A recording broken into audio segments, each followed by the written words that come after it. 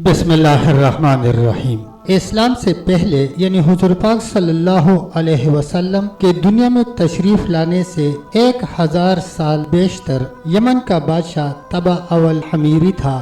ایک مرتبہ وہ اپنی سلطنت کے دورہ کو نکلا۔ 12,000 عالم اور حکیم اور 1,32,000 سوار اور 1,13,000 پیادہ اپنے ہمراہ لیے، اور اس شان سے نکلا کہ جہاں بھی پہنچتا اس کی شان و شوکت شاہی دیکھ کر مخلوق خدا چاروں طرف سے نظارہ کو جمع ہو جاتی تھی۔ یہ بادشاہ جب دورہ کرتا ہوا مکہ معظمہ پہنچا تو اہل مکہ سے کوئی اسے دیکھنے نہ آیا۔ بادشاہ حیران ہوا اور اپنے وزیر اعظم سے اس کی وجہ پوچھی تو اس نے بتایا کہ اس شہر میں ایک گھر ہے، اس کو بیت اللہ کہتے ہیں۔ اس کی اور اس کے خادموں کی جو یہاں کے باشندے ہیں تمام لوگ بے حد تعظیم کرتے ہیں، اور جتنا آپ کا لشکر ہے اس سے کہیں زیادہ دور اور نزدیک کے لوگ اس گھر کی زیارت کو آتے ہیں اور یہاں کے باشندوں کی خدمت کر کے چلے جاتے ہیں۔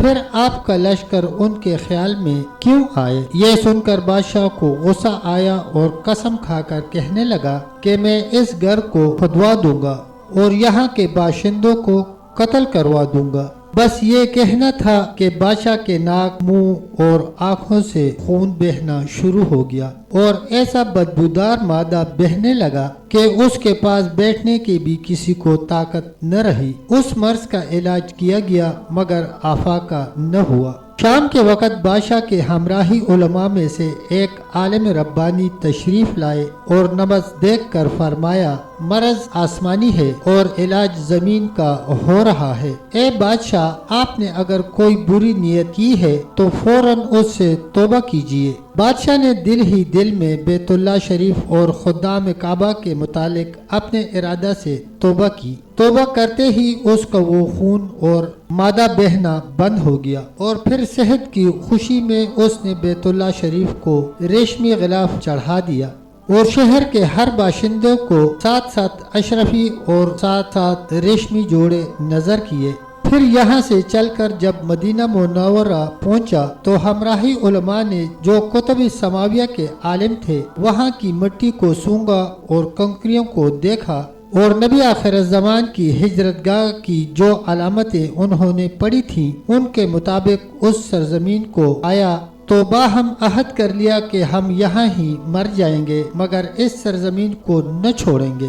اگر ہماری قسمت نے یاوری کی تو کبھی نہ کبھی جب نبی آخر الزمان صلی اللہ علیہ وسلم یہاں تشریف لائیں گے ہمیں بھی زیارت کا شرف حاصل ہو جائے گا، ورنہ ہماری قبروں پر تو ضرور ہی کبھی نہ کبھی ان کی جوتیوں کی مقدس خاک اڑ کر پڑ ہی جائے گی جو ہماری نجات کے لیے کافی ہے۔ یہ سن کر بادشاہ نے ان عالموں کے واسطے 400 مکانات بنوائے اور اس بڑے عالم ربانی کے مکان کے پاس حضور پاک صلی اللہ علیہ وسلم کی خاطر ایک 2 منزلہ عمدہ مکان تیار کرایا اور وصیت کر دی کہ جب آپ صلی اللہ علیہ وسلم تشریف لائیں تو یہ مکان آپ کی آرام گاہ ہوگی، اور ان 400 علماء کی کافی مالی امداد بھی کی اور کہا تم ہمیشہ یہی رہو، اور پھر اس بڑے عالم ربانی کو ایک خط لکھ کر دیا اور کہا کہ میرا یہ خط اس نبی آخر الزمان صلی اللہ علیہ وسلم کی خدمت اقدس میں پیش کر دینا، اور اگر زندگی بھر تمہیں حضور صلی اللہ علیہ وسلم کی زیارت کا موقع نہ ملے تو اپنی اولاد کو وصیت کر دینا کہ نسلاً بعد نسل میرا یہ خط محفوظ رکھے حتیٰ کہ سرکار ابد قرار صلی اللہ علیہ وسلم کی خدمت میں پیش کیا جائے۔ یہ کہہ کر بادشاہ وہاں سے چل دیا۔ وہ خط نبی کریم صلی اللہ علیہ وسلم کی خدمت میں 1000 سال بعد پیش ہوا۔ کیسے ہوا اور خط میں کیا لکھا تھا سنیے اور عظمت مصطفیٰ صلی اللہ علیہ وسلم کا اعتراف فرمائیے۔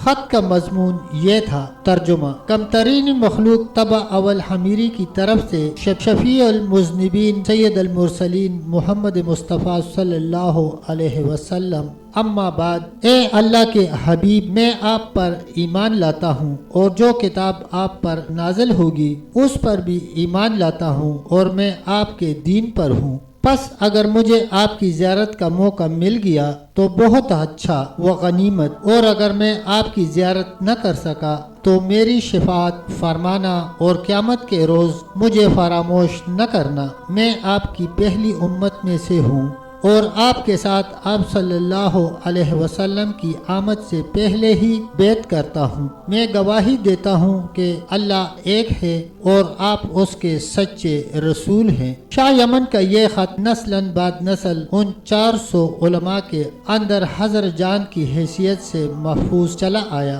یہاں تک کہ 1000 سال کا عرصہ گزر گیا۔ ان علماء کی اولاد اس کثرت سے بڑی کہ مدینہ کی آبادی میں کئی گنا اضافہ ہو گیا، اور یہ خط دست بدست وصیت اس بڑے عالم ربانی کی اولاد میں سے حضرت ابو ایوب انصاری رضی اللہ عنہ کے پاس پہنچا، اور آپ نے وہ خط اپنے غلام خاص ابو لیلہ کی تحویل میں رکھا۔ اور جب حضور پاک صلی اللہ علیہ وسلم مکہ معظمہ سے ہجرت فرما کر مدینہ منورہ پہنچے اور مدینہ منورہ کی الوداعی گھاٹی سنیات کی گھاٹیوں سے آپ کی اونٹنی نمودار ہوئی، اور مدینہ کے خوش نصیب لوگ محبوب خدا کا استقبال کرنے کو جوگ در جوگ آ رہے تھے، اور کوئی اپنے مکانوں کو سجا رہا تھا تو کوئی گلیوں اور سڑکوں کو صاف کر رہا تھا، کوئی دعوت کا انتظام کر رہا تھا، اور سب ہی اصرار کر رہے تھے کہ حضور پاک صلی اللہ